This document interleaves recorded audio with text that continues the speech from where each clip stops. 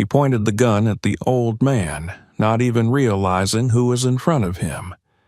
A minute later, he was face down in the hood. Subscribe and tell me where you're watching this video from.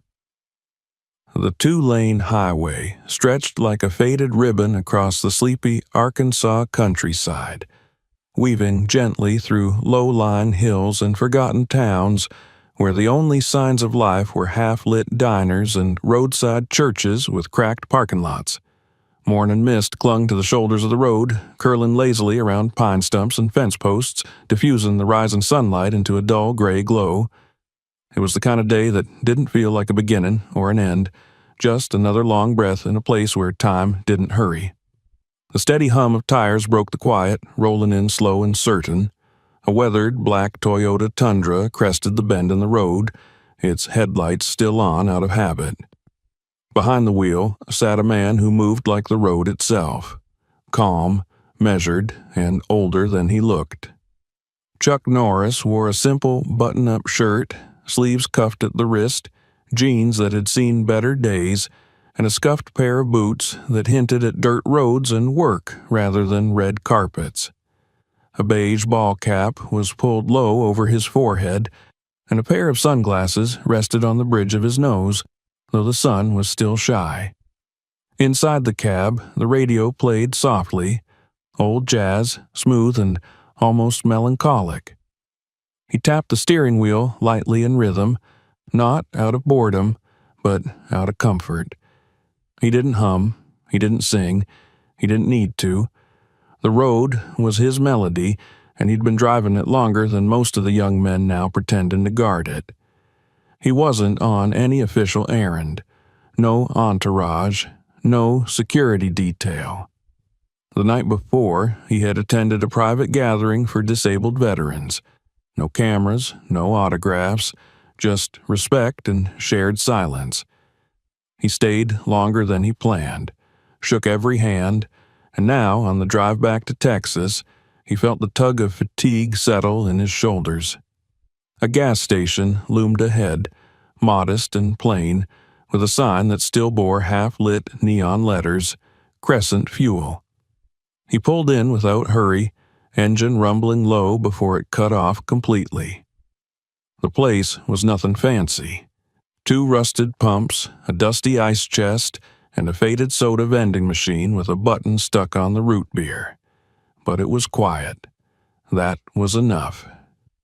Chuck stepped out of the truck and stretched his back. He was in his 80s, though his posture defied it. There was strength in the way he moved. Not the exaggerated stiffness of a man trying to show dominance, but the quiet readiness of someone who had nothing to prove. His shoulders didn't slouch. His steps didn't shuffle. When he walked, people noticed, not because he demanded it, but because something about him made the world pay attention. The gas station was nearly empty. A teenage boy mopped the concrete near the door, earbuds in, eyes glazed. Inside, the cashier, a stocky man with thinning hair and a camo hoodie, leaned on the counter, thumbing through a hunting magazine. Neither looked up when Chuck entered. He didn't expect them to. He made his way down the narrow aisles. He didn't need much, just a bottle of water, a black coffee, and maybe a granola bar. He didn't linger. No browsing, no idle chatter, just business. The old refrigerator hummed like a dying mosquito, and the coffee machine looked like it had survived 3 owners and a flood, but it worked. That was enough. By the time Chuck stepped back outside, steaming cup in hand, the morning had grown a bit louder. A crow cawed from a telephone pole. A semi-truck rumbled past on the highway. The mist had begun to lift, revealing a sky that promised heat by noon. He didn't notice the patrol car at first. The white Dodge Charger had come in hot, tires skimming gravel, headlights cutting hard even though the sun had risen. It skidded slightly before slamming to a stop 2 pumps away, not bothering with lines or courtesy. The driver's door swung open fast, and a man stepped out. Tall, square-shouldered, wearing the dark green uniform of a county deputy. His name was Officer Justin Crane, and he moved like a man who'd read too many stories about glory and hadn't lived enough life to know the difference. Early 30s, buzzed hair, sunglasses perched despite the overcast sky, and a jaw clenched like it had something to prove. His belt sagged slightly from the weight of an oversized sidearm, and his boots hit the concrete like they wanted applause. He didn't hesitate. "You with that vehicle?" he barked, motioning toward the tundra with a flick of his chin. Chuck turned slightly, his expression unreadable behind his sunglasses. "Yes, sir." Crane stepped closer, one hand resting on the grip of his pistol. "Keys?" he demanded. Chuck's brow furrowed just a touch, not out of confusion, but disappointment.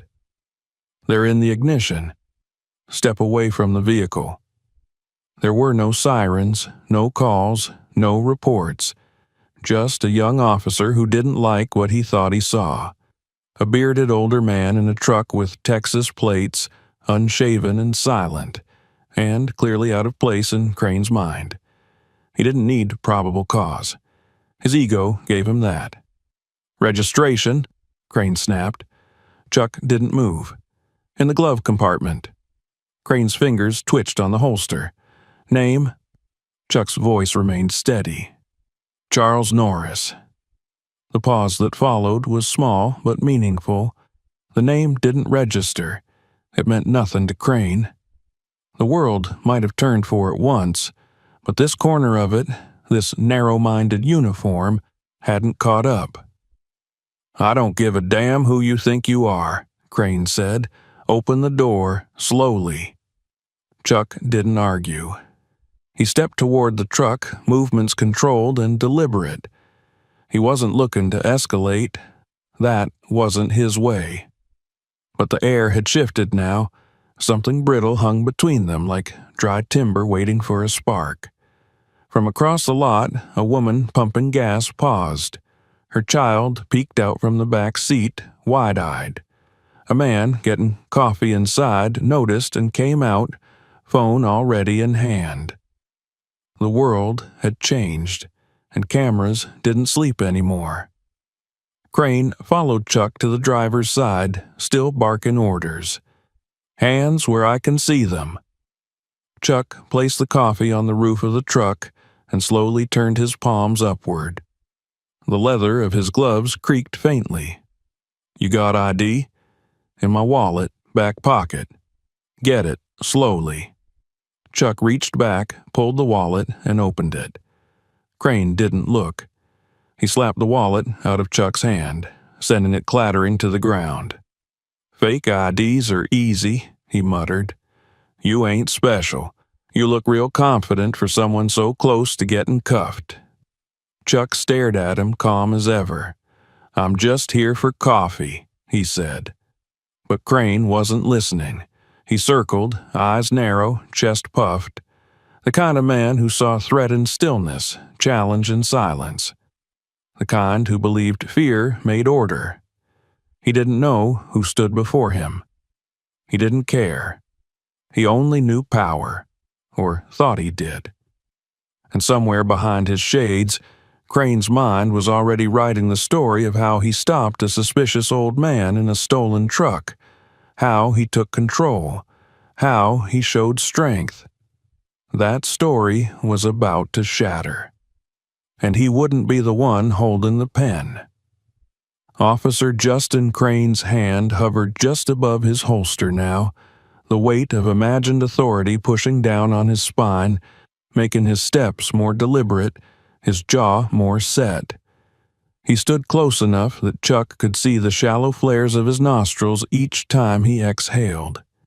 The deputy's chest puffed under the strain of his bulletproof vest, not from effort, but from the sheer need to be seen, to dominate. The coffee Chuck had placed on the roof of the truck moments ago was still steaming, forgotten by both men as the temperature between them rose not with weather, but with something more dangerous. Unchecked ego. The moment hung heavy. Chuck didn't move. He didn't twitch, didn't fidget, didn't break eye contact. There was no defiance in his stance, only a stillness that could have been mistaken for submission, if one didn't know better. Crane sneered. "You think you're smart. You think if you play calm, I'll just walk away." Chuck's voice was even. "I think if you take a breath, you might remember who you're supposed to be." The words landed like bricks against a glass ego. The deputy took a step forward. Too close now, his shadow covering Chuck like a challenge. "You think you know something?" he barked. "You know how many lies I hear in a week? How many fakes come through here, thinking a little confidence gets them a pass?" Chuck gave no answer. There was no need. The truth didn't beg. Across the lot, more people had begun to notice. A man in a postal van pulled up and stayed in the driver's seat watching. A pair of high schoolers at Pump 5 stood frozen, their phones already pointed and recording. The tension was no longer just visible. It was contagious, pulsing outward like ripples from a stone dropped in still water. "You got a problem with law enforcement?" Crane growled, circling now like a predator with no understanding of the prey before him. "That it? You think the rules don't apply to you?" "I think respect goes both ways," Chuck said quietly. Crane barked a dry laugh, a humorless sound. "Man's got bumper sticker wisdom," he scoffed. "Who are you, huh? Retired biker? Prepper? You some kind of militia clown from out of state?" Chuck didn't answer. His patience was ironclad, not passive, not fearful, simply waiting, and that made Crane angrier. "I asked you a question," the deputy snapped, louder now. The noise turned heads. Even the clerk inside leaned forward against the counter, eyes narrowing toward the glass. Crane's hand went fully to his holster, thumb unbuttoning the strap in one sharp movement. The click was quiet, but it rang louder than any siren in the ears of those watching. "You're about 2 seconds from being on the ground," Crane said, voice lowering into a threat. "Now step away from the vehicle, place your hands on your head, and get down on your knees. Do it slow. I won't ask again." Chuck moved, slowly, as instructed. Not from fear, but because escalation wouldn't fix this. Not yet. He knelt, placing his hands behind his head, the sun catching his silver beard as he dipped his chin toward his chest. His breathing didn't quicken. His heart rate didn't spike. He had faced greater danger with less noise, but there was still a crackle in the air, a scent of something foul, something that wasn't just bad judgment, but the poison of a man drunk on authority. The deputy stood over him now, gun halfway drawn, the leather of the holster creaking. "Yeah, that's better," he muttered, almost to himself. "Look at you now, big man on his knees. Think you're too old for jail? Think again. I've hauled worse than you." Chuck said nothing. His eyes scanned what he could see from this position, the crowd growing, phones up, faces tense. This wasn't just a confrontation anymore. It was spectacle. And Crane, in his self-appointed role as star, was thriving in the illusion of command. Then came the bait. "You know what I think?" Crane said, voice oily, sliding between words like a man narrating his own power trip. "I think this truck ain't yours. I think that wallet's fake. And I think you're just another old vet who thinks the world owes him something." Chuck kept his hands where they were, fingers locked. His jaw tightened slightly. The insult wasn't what stung. It was the waste of the badge, the duty, the uniform that had once meant something. Crane leaned down, face inches from Chuck's ear. "What's the matter? Cat got your tongue? No fancy speech now? No respect goes both ways crap?" Chuck's response was barely a breath. "Be careful." The words were soft, a warning, not a threat, but it registered as a challenge to Crane, who stepped back and pulled his weapon fully. "Hands where I can see them," he shouted, though Chuck's hands hadn't moved. "Don't you dare make a move." Gasps echoed from the spectators. A woman near Pump 3 turned her back to shield her daughter. One of the high schoolers muttered, "He's gonna shoot him. Oh my God, he's gonna shoot him." Crane paced a tight circle around Chuck now, gun-trained, adrenaline spiking beyond reason. "You recording this with your little buddies?" he asked. "Got someone in that truck watching? You think you're clever?" Chuck's head turned slightly. "You already lost control of this." Crane didn't understand. He thought it was defiance. He didn't see the second wave rolling in. From the highway, a black SUV turned off and approached the gas station quietly, its engine barely audible over the ambient noise. Tinted windows, government plates. It glided to a stop by the air pump, almost unnoticed until the driver's door opened and a tall woman stepped out. She wore all black. Black pants, black jacket, black boots. Her hair was pulled tight, her eyes covered by slim tactical shades, and in her ear, a comms piece blinked quietly.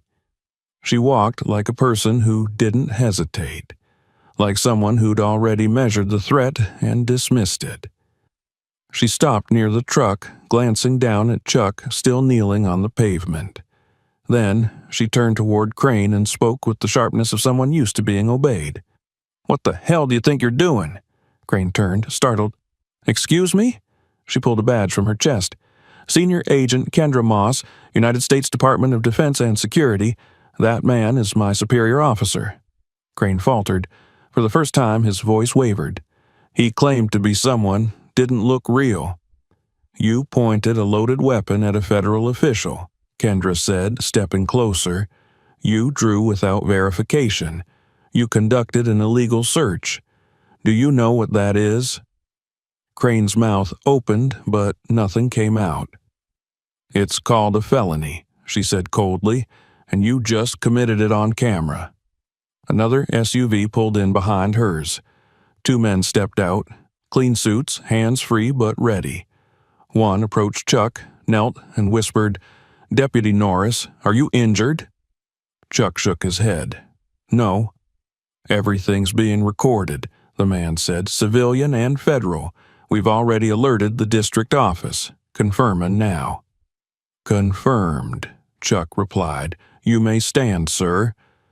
Chuck rose slowly, brushing the dust from his jeans. He didn't say a word. Didn't look at Crane. But Crane looked at him now, really looked. Recognition dawning, not as a name, but as presence.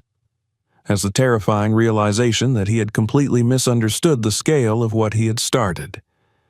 A third SUV arrived. A man with sharp features and graying temples stepped out, flipping a badge as he walked. "Supervisory Special Agent Lyle Mercer," he said. "Deputy Crane, surrender your weapon. Step away from Deputy Norris." "You're serious?" Crane asked, voice cracking. "We're not asking." Crane didn't move. The agents behind Mercer shifted. Not drawing, just closing space. Kendra spoke again. "Don't make this worse." Crane finally unclipped his holster and handed over the pistol, grip first. His face was pale, hands trembling slightly. The crowd had grown quiet, not out of boredom, but reverence. Something had shifted. A man had been measured and found wanting. And the silence knew it. Chuck stood still, eyes calm. He hadn't yelled, he hadn't flinched. But the room, the town, the internet, and the law itself were no longer on Crane's side. And this was just the beginning. The air was no longer thick with tension. It had fractured, split open like glass under pressure. The moment Deputy Justin Crane handed over his firearm to Agent Mercer, the illusion of control he had clung to so tightly vanished. What remained was something else entirely. exposure. The kind that doesn't bruise skin, but dignity. And it spread like a scent in the wind, unmistakable and permanent. Chuck Norris stood tall, brushing the final bits of gravel dust from his jeans. His eyes, shielded by sunglasses, scanned the growing crowd with the same measured calm that had defined him since the first second of the encounter. There was no need for theatrics, no smirk, no triumphant gesture. He simply stood up because he could, because the threat had never been real, not for him, but for the rest of the country, watching through the eyes of bystanders' cameras. It had been too real. Agent Mercer gave a nod to one of his men who took possession of Crane's weapon with a procedural efficiency that left no room for ambiguity. The deputy's posture was still that of a man trying to hold on to a thread of control, but every fiber of that thread had frayed. Mercer didn't raise his voice. He didn't have to. When he spoke again, the command came low, deliberate, and absolute. You're now under administrative detention, pending full review. You've conducted an unauthorized stop, drew your weapon on a federal official, and tampered with a secure government vehicle. You'll be escorted to the vehicle over there, where you'll remain monitored and recorded. Crane blinked, his lips parted in an attempt at protest, but the words never made it to sound. They weren't welcome here. Mercer gestured, and Crane, jaw clenched, obeyed. He walked stiffly toward the unmarked government sedan, the crowd parting for him like he wasn't a protector anymore, but something else entirely. An example. From the edge of the lot, a man's voice rang out. I got the whole thing on video. A chorus followed. Me too. He had the gun on that man the whole time. This guy was calm, never moved. The volume of voices was growing, but Chuck remained silent. His restraint said more than outrage ever could. Kendra Moss approached him again. Her tone was still professional, but now tinged with something harder to define. Respect, perhaps. You good, sir? Chuck gave a slight nod. Better now. Across the parking lot, phones were still raised, social media feeds still updating in real time. The news vans hadn't yet arrived, but it wouldn't be long. Mercer turned toward Chuck and spoke quietly, just between them. We'll get the preliminary documentation done by noon. DHS has already been pinged from the plate ID alert. This footage, these witnesses, it's going to move fast. Are you ready for that? Chuck didn't answer right away. His gaze traveled to the horizon where the mist had fully lifted and the day had grown sharp around the edges. Then he said simply, didn't ask for attention. You didn't, Mercer agreed, but it found you.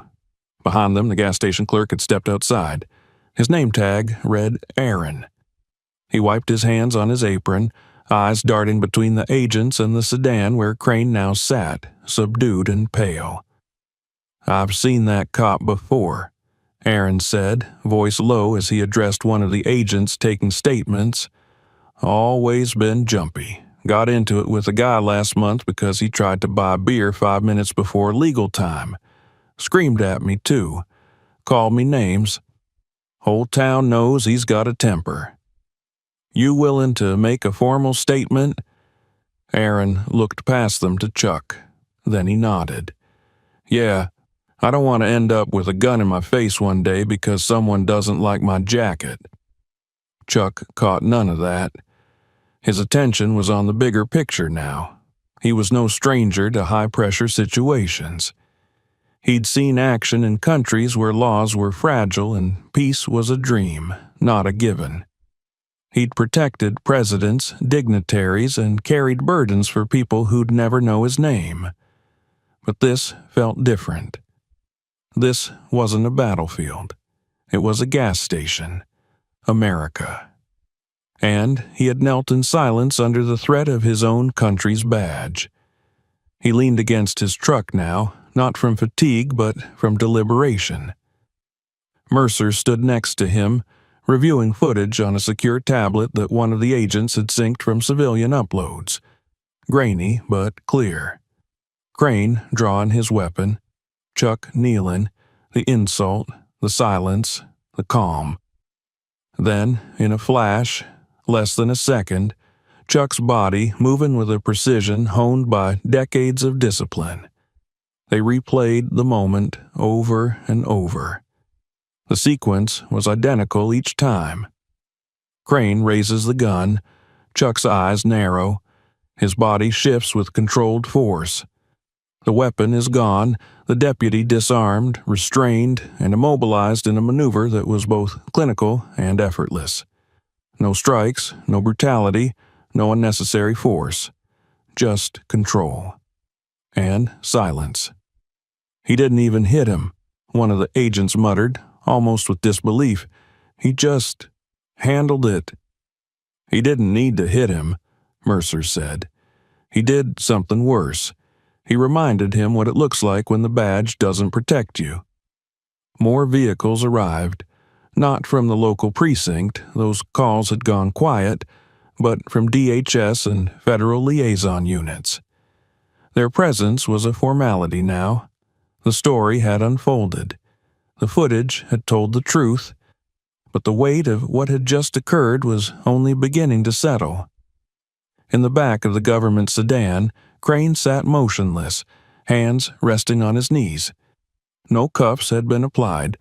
They weren't needed. The badge on his chest was no longer armor. It was now evidence. Chuck didn't gloat. He didn't smile. He simply asked, "Are we done here?" "Not yet," Mercer said. "We're just getting started. But your part, for now, is done." Chuck gave a nod and turned toward the crowd. His eyes passed over the faces. Young, old, black, white, anxious, angry. Some looked at him with admiration, others with shame. He didn't return their gaze long. It wasn't about them. It wasn't about being recognized. It never had been. But the message had already begun its journey. In homes, on phones, across cities and suburbs, in whispers and in hashtags. The man in the truck. The calm before the draw. The takedown without violence. Chuck Norris wasn't a headline. He was a warning, a mirror, and the world was watching. He stepped back into his truck and started the engine. The rumble was familiar, grounding. He took one last look in the side mirror at the place that had almost become a scene of irreversible tragedy. Crane was still in the car, staring straight ahead, lips pressed into a pale line, haunted not by a gun, but by a truth that couldn't be rewritten. Chuck pulled out slow and steady, tires kissing the pavement with the same rhythm as when he'd arrived. There were no sirens, no celebration, just gravity. Behind him, the agents returned to their vehicles, to paperwork, to protocol, and the crowd slowly dispersed, leaving the lot quieter than before, as though the storm had passed and the town was struggling to remember what normal had looked like. But nothing was normal now. Not anymore. And as the truck rolled down the road, Chuck didn't turn on the radio. He didn't need music. The silence was full of meaning. Every movement ahead would echo what had been done.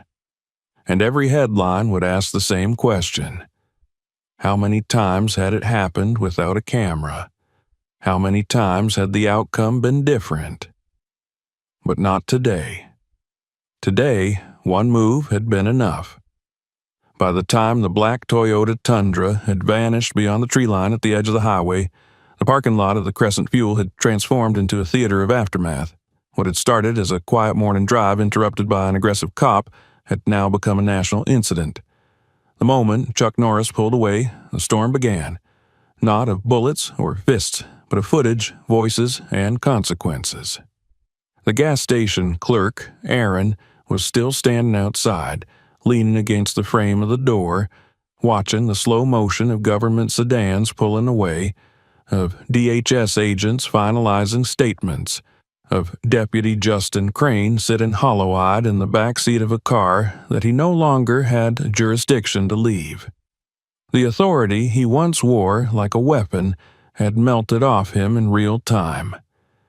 There was no badge powerful enough to erase the video that now lived in the palms of a dozen bystanders and was already uploading across multiple social platforms. Inside one of the unmarked SUVs, Agent Kendra Moss sat with a laptop open on her knees. She scrolled through screen-recorded uploads already gathering tens of thousands of views. The angles differed, some shaky, others oddly cinematic, but the narrative was identical. A man calmly kneeling, a deputy screaming with a drawn weapon, then, in a blink, the takedown. Precise, controlled, silent. The captions accompanying the clips varied in tone, but not in message. He said he was just getting coffee. Chuck Norris doesn't kneel. He calculates. Cop tried it with the wrong man. This is how you stay alive. One particular video from a teenager named Eloquin03 had already hit 2 million views. She had titled it simply, "He Didn't Even Flinch." Her voice was in the background, trembling, whispering to a friend, "Is that Chuck Norris?" Followed by the stunned gasp when Crane pulled his gun. The final frame captured the exact moment Crane was disarmed, the deputy's shock frozen in time as the camera panned to Chuck standing over him like a statue of composure. Across the nation, newsrooms pivoted. Editors cut into scheduled broadcasts, anchors reviewed footage between takes. By the time federal agents had finished collecting physical evidence and witness statements, the story had already leapt beyond their control. It was trending on Twitter, front-paged on Reddit, picked up by cable outlets. Reporters were calling every police department in Arkansas and Texas, trying to confirm details. Was it really Chuck Norris? What had happened? Was the officer arrested? Why hadn't there been an immediate press release? The questions multiplied, and they wouldn't stop. Back inside the DHS command vehicle, Supervisory Special Agent Mercer reviewed a preliminary report with 2 lieutenants. A printed screenshot of Crane's personnel file was clipped to the top of a manila folder, and it was damning. Multiple complaints of excessive force, informal warnings issued but never followed up with disciplinary action, questionable stops disproportionately targeting minorities and out-of-state travelers. 2 incidents involving drawn weapons over minor traffic disputes, both written off as miscommunication. No suspensions, no formal consequences. Until now. "He's been skating on culture," one of the lieutenants said. "Whole precinct's rotten, from what I'm hearing." "They all know," Mercer replied, "but no one wanted to be first to speak." Well, now they don't have a choice.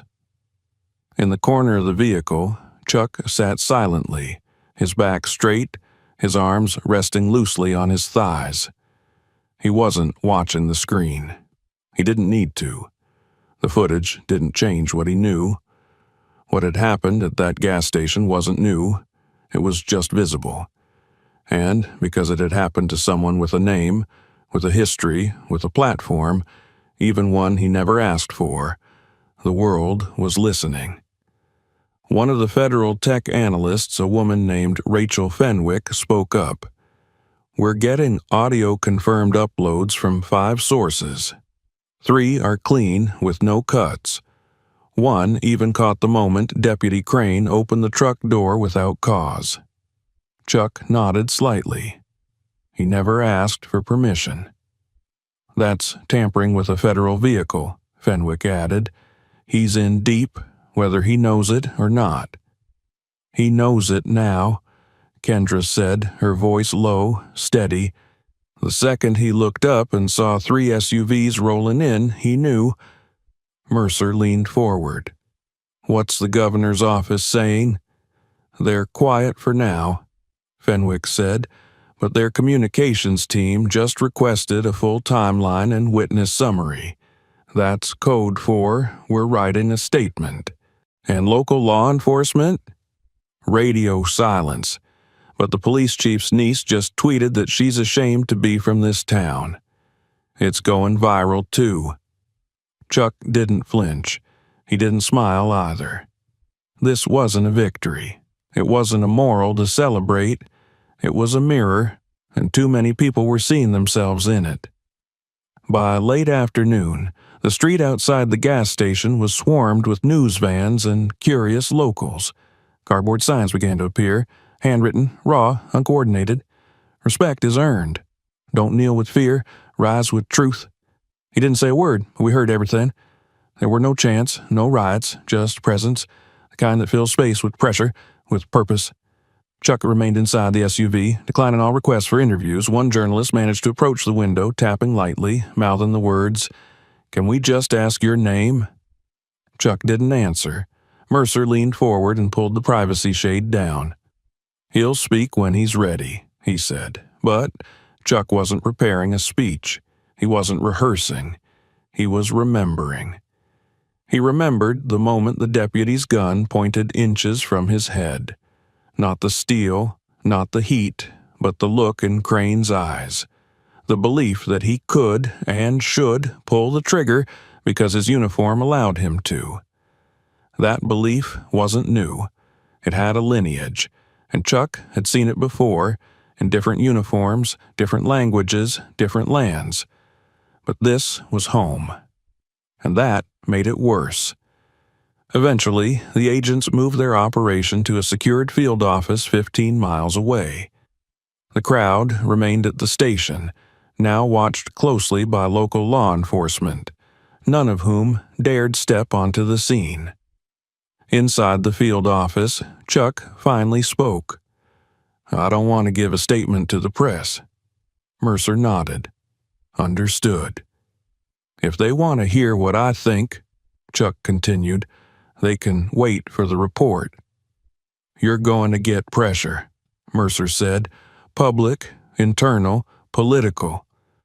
"I've been under pressure before," Chuck said. "This isn't pressure. This is overdue." That night, after completing the initial documentation and allowing the DHS press liaison to prepare a minimal media brief, Chuck left quietly, returning to his sister's house 2 towns over. He didn't speak much during the drive. His niece, 12 years old, greeted him at the door with wide eyes and a tight hug. "I saw the video," she whispered. "Everyone's talking about you." Chuck knelt to meet her eyes. "Are you okay?" She nodded. "You didn't yell?" "No." "Why not?"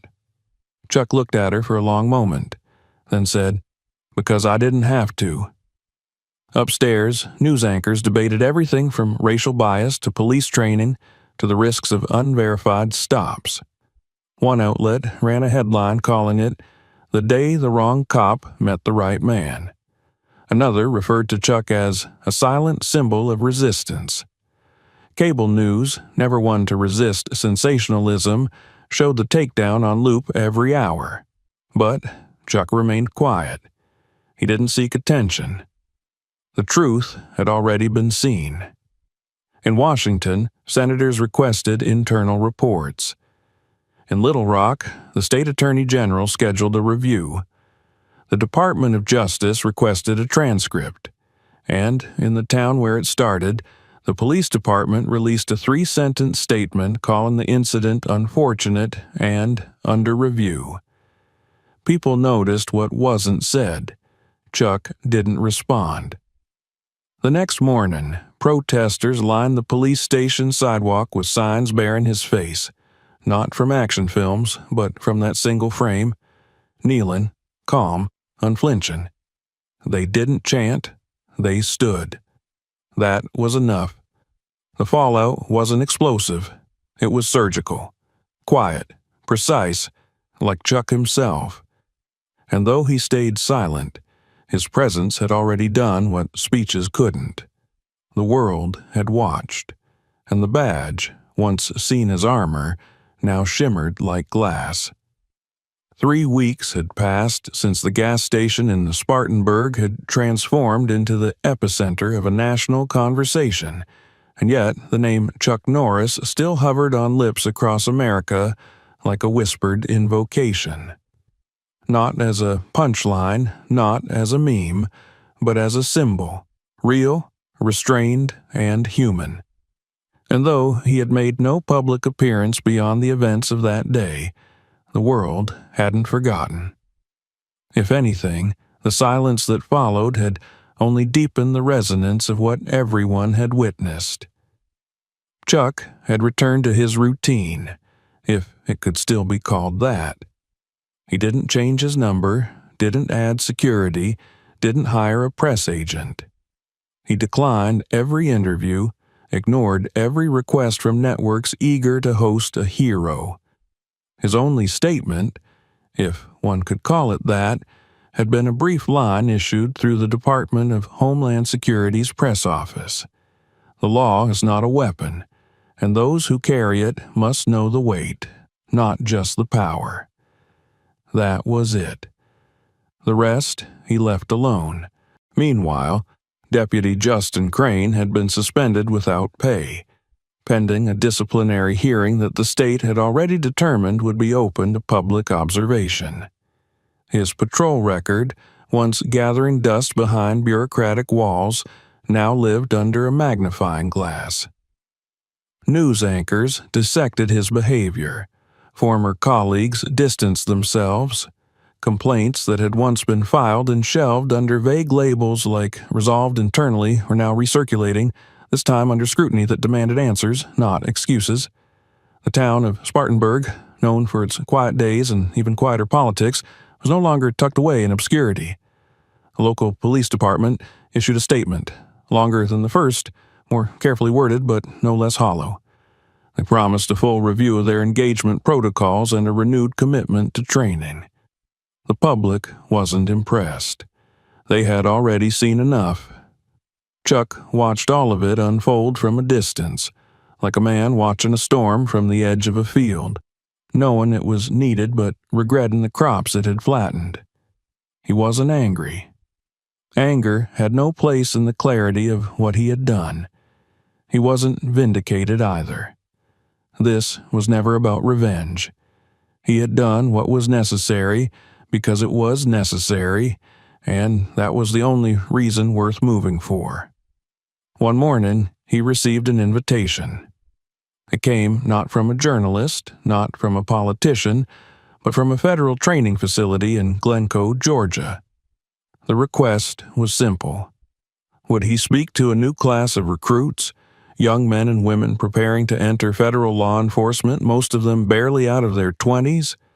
Not about tactics, not about combat, about judgment, about presence, about the cost of silence and the weight of restraint.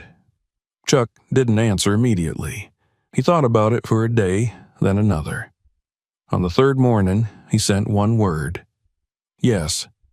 The flight was quiet, uneventful. He wore no suit, no dark sunglasses, just jeans, a soft black shirt, and the same boots he had worn that day in Spartanburg. He carried no luggage, only a leather folder with a few handwritten notes. Nothing prepared, nothing polished. He didn't need rehearsals. He knew what he wanted to say. The room was modest. Fluorescent lights hummed overhead, casting a sterile glow over gray walls and rows of folding chairs.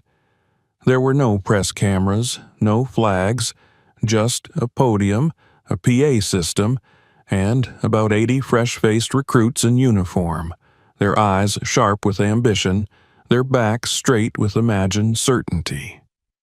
Chuck stood behind the podium, fingers resting lightly on its edges. When he spoke, his voice carried, not loud but firm, the kind of voice that didn't need to rise to command attention. "I've spent more years in silence than most of you have spent in the field," he began. That's not a boast, it's a reality. The longer you do this job, the more you understand how much of it has nothing to do with speaking, or force, or even presence. It has to do with judgment, with clarity. He paused, letting the room settle. The recruits leaned in slightly. Not one of them glanced at a phone. Your job, Chuck continued, isn't just protection. It isn't just patrols and paperwork. It isn't wearing a badge. It's seeing. Seeing what's really happening when everything around you is moving too fast to explain. Seeing the difference between danger and difference. Between defiance and fear. A hand rose from the second row. A young man with short blonde hair and a nervous edge to his expression asked, "Sir, how do you train yourself to stay calm in a moment like that, with a gun in your face?" Chuck looked at him for a moment, not with judgment, but with the weight of experience. "You don't train for calm," he said. "You train for clarity.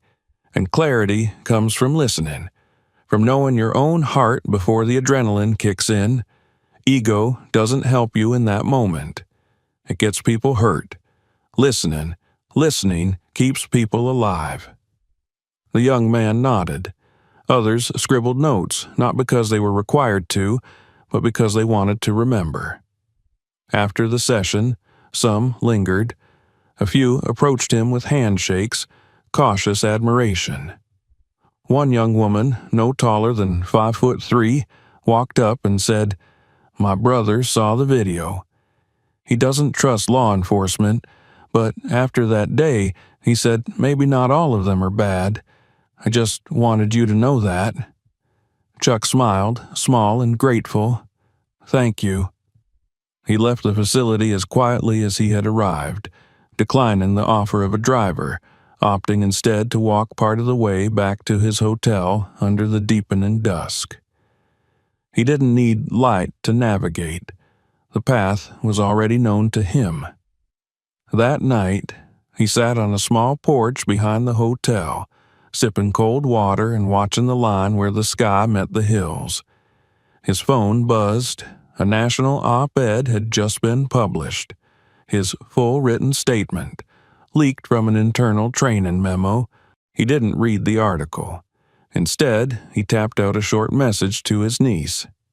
"Keep asking questions. That's how we fix things. Love you." Seconds later, she responded with a photo. A drawing. Him in his black shirt, standing next to a figure in a police uniform. Above them, in thick crayon, she had written, "Be better than what they expect." Chuck looked at the image for a long time. Not because it made things okay, nothing ever truly did, but because it reminded him that the work never ended. The fight wasn't about a moment. It was about what moments taught. In the days that followed, he returned to Texas, to his home, his land, his quiet. He never sought the cameras. When the world tried to drag him into its noise, he responded the only way he knew how, with silence that spoke louder than outrage, with presence that didn't need permission. The headlines faded, as they always do. New stories took their place. But the memory remained. The footage remained. The lesson remained. And those who watched, really watched, understood something vital. That dignity doesn't always shout. That justice doesn't always wear robes. And that strength, the kind that matters, doesn't demand attention. It just endures. Because when the world points a weapon at you, not a gun, but an assumption, a prejudice, a reflex, you don't always need to fight it with fists or fury. Sometimes all it takes is standing up after kneeling down, and walking away, still whole, still silent, still seen. If this story moved you, make sure to subscribe for more. Watch our next videos for powerful stories like this one, and don't forget to share it with someone who needs to see it.